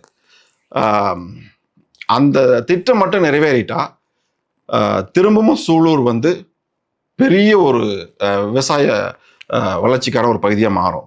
இன்னைக்கு பார்த்தோம்னா தென்னை, வாழை, தென்னை சார்ந்த பொருள்கள் அங்கே நிறைய பண்ணலாம். அதுக்கான ஒரு தொழிற்சாலையும் அங்கே தேவைப்படுது. தென்னை சார்ந்த பொருட்கள் பண்ணுறதுக்கு அது மாதிரி காய்கறிகள், குளிர்சாதன கிடங்குகள் அவசியம் செஞ்சேரி மலை மற்றும் சுல்தான்பேட்டை பகுதிகளுக்கு தேவை. அதையும் நாங்கள் முதல்ல இதெல்லாம் தொகுதி லெவலில் எங்களால் செய்ய முடியும் ஒரு சட்டமன்ற உறுப்பினராக. இதெல்லாம் தாண்டி சட்டமன்ற உறுப்பினர் என்பவர் சந்திச்சுட்டு திருமண விழாவுக்கு போகிறேன், இதுக்கு போகிறேன், அதெல்லாம் நல்லது, சுற்றம் மாதிரி போயிட்டு வர்றது, அது மட்டும் பணி அல்ல. நிறைய சட்டமன்ற உறுப்பினர்கள் இது வருத்தமாக இருக்கு, முழு நேர பணியாக யாரும் தங்களுடைய பணியை செய்வதில்லை. கட்சி பணி. ஒரு இடைத்தேர்தல் நமக்கு தேவையா? இடைத்தேர்தல் வந்தால் எல்லா சட்டமன்ற உறுப்பினர்களும் போவாங்க, அந்த கட்சியில் எல்லா மினிஸ்டர்ஸும் போவாங்க. இது என்னது? இது ஏன் இந்த பதவி வெறி? ஏன் ஜெயிக்கணும்? ஏன் வெற்றி பெறணும்? நம்ம வந்த வேலையை விட்டுட்டு ஏன் அதை பண்ணணும்? அந்த மாதிரி இல்லாமல் 60 விழுக்காடு நேரத்தை என் தொகுதி மக்களுக்காக நான் செலவிடுவேன் என்று உறுதியளிக்கிறேன். அது என்னுடைய பிரதான திட்டம். நடைமுறைப்படுத்தக்கூடிய ஒரு சட்டமன்ற உறுப்பினரால் கேட்டு பெறக்கூடிய எல்லா விடயங்களிலும் நான் முயற்சி செய்து என்னுடைய மக்களுக்காக இருப்பேன். இன்னொன்று, இந்த மாற்றம் இப்போ நான் சொன்ன விடயங்கள் அந்த உறுதி உங்களுக்கு நம்பிக்கை ஏற்படுத்தி இருக்குன்னு நான் நம்புகிறேன். அது வெற்றிகரமாக நடக்கணும். அப்படிங்கிறப்ப அதுக்காக உங்களையெல்லாம் நான் வேண்டி கேட்டுக்கொள்வது, நாம் தமிழர் கட்சியை ஆதரித்து விவசாய சின்னத்தில் வாக்களியுங்கள். என்னோட தொகுதிக்கு மட்டும் இல்லை, நான் பிரச்சாரத்துக்கு போனப்போ நிறைய பார்த்தேன். ஆனால் நாங்கள் நாகப்பட்டினம், ஆனால் நாங்கள் ஈரோடு, இந்த மாதிரி பல்வேறு ஊர்களிலிருந்து வந்திருக்கக்கூடிய நிறைய பேர் இருக்கீங்க. அவங்கக்கிட்டையும் நாங்கள் கேட்டது, தமிழ்நாட்டிலேயே அல்லது இந்தியாவிலேயே கூட எடுத்துக்கலாம், பெரிய கட்சின்னா அது நம்ம கட்சி தான். ஏன்னா எல்லா இடங்களிலும் 234 இடங்களிலும் நாங்கள் போட்டியிடுகிறோம். நீங்கள் எந்த வேட்பாளராக இருந்தாலும் விவசாய சின்னம் தான் எல்லாருக்கும். அதனால் தமிழ்நாடு முழுக்க வேறு தொகுதி மக்களாக இருந்தாலும் சரி, விவசாய சின்னத்திற்கு வாக்களித்து எங்களை வெற்றி பெறச் செய்து அண்ணன் தலைமையில் முதல் முறையாக நாங்கள் செல்கிறோமா, இல்லை அண்ணனை முதல்வராக்கி உள்ளே செல்கிறோமா என்பதை உங்களின் தீர்ப்புக்கே விட்டுவிடுகிறேன். இவ்வளோ நேரம் நாங்கள் கேட்ட பல கேள்விகளுக்கு மிகவும் சுவாரஸ்யமாகவும் பயனுள்ளதாகவும் உங்களோட இந்த பயணத்தை எங்களோடு பகிர்ந்துக்கிட்டீங்க. நீங்கள் வெற்றி பெற அருந்தமிழின் சார்பாக மிக்க நன்றி. நன்றி.